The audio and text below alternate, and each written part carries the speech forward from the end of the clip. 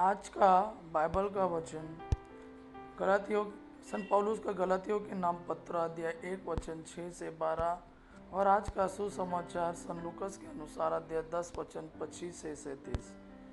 गलातियों सन पौलुस का गलातियों के नाम पत्र अध्याय 1 वचन 6 से 12। मुझे आश्चर्य होता है कि जिसने आप लोगों को मसीह के अनुग्रह द्वारा बुलाया उसे आप इतना शीघ्र त्याग कर एक दूसरे सुसमाचार के अनुयायी बन गए हैं। दूसरा तो है ही नहीं, किंतु कुछ लोग आप में अशांति उत्पन्न करते और मसीह का सुसमाचार विकृत करना चाहते हैं। लेकिन जो सुसमाचार मैंने आपको सुनाया, यदि कोई चाहे वह मैं स्वयं या कोई स्वर्गदूत ही क्यों ना हो, उससे भिन्न सुसमाचार सुनाए तो वह अभिशप्त हो। मैं जो कह चुका हूँ वही दोहराता हूँ, जो सुसमाचार आपको मिला है, यदि कोई उससे भिन्न सुसमाचार सुनाए तो अभिशप्त हो। मैं अब किसका कृपा पात्र बनने की कोशिश कर रहा हूँ, मनुष्यों का अथवा ईश्वर का? क्या मैं मनुष्यों को प्रसन्न करना चाहता हूँ? यदि मैं अब तक मनुष्यों को प्रसन्न करना चाहता तो मैं मसीह का सेवक नहीं होता। भाइयों, मैं आप लोगों को विश्वास दिलाता हूँ कि मैंने जो सुसमाचार सुनाया वह मनुष्य रचित नहीं है। मैंने किसी मनुष्य से उससे न तो ग्रहण किया और न सीखा, बल्कि उसे ईसा मसीह ने मुझ पर प्रकट किया। दूसरा आज का सुसमाचार सन लूकस के अनुसार अध्याय 10 वचन 25 से 36। किसी दिन एक शास्त्री आया और ईसा की परीक्षा करने के लिए उसने यह पूछा, गुरुवार अनंत जीवन का अधिकारी होने के लिए मुझे क्या करना चाहिए?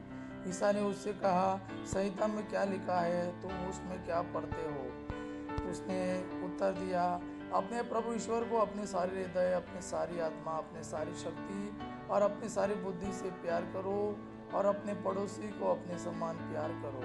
ईसा ने उससे कहा, तुमने ठीक उत्तर दिया, यही करो और तुम जीवन प्राप्त करोगे। इस पर उसने अपने प्रश्न की सार्थकता दिखलाने के लिए ईसा से कहा, लेकिन मेरा पड़ोसी कौन है? ईसा ने उसे उत्तर दिया, एक मनुष्य यरूशलेम से यरीको जा रहा था और वह डाकुओं के हाथों पड़ गया। उन्होंने उसे लूट लिया, घायल किया और अधमरा छोड़कर चले गए। संयोग से एक याजक उसी राह से जा रहा था और उसे देखकर कतरा कर चला गया। इस प्रकार वहाँ एक लेवी आया और उसे देखकर वह भी कतरा कर चला गया। इसके बाद वहाँ एक समारी यात्री आया और उसे देखकर उसको तरस आया।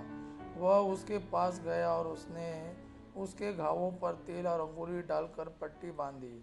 तब वह उसे अपनी सवारी पर बैठाकर सराय ले गया और उसने उसकी सेवा शुश्रूषा की। दूसरे दिन उसने 2 दिनार निकाल कर मालिक को दिए और उससे कहा, आप इसकी सेवा शुश्रूषा करें। यदि कुछ और खर्च हो जाए तो मैं लौटते समय आपको चुका दूंगा। तुम्हारी राय में उन तीनों में कौन डाकुओं के हाथों पड़े उस मनुष्य का पड़ोसी निकला? उसने उत्तर दिया, वही जिसने उस पर दया की। ईसा बोले, जाओ तुम भी ऐसा करो। यह प्रभु का वाणी है। प्रभु को धन्यवाद।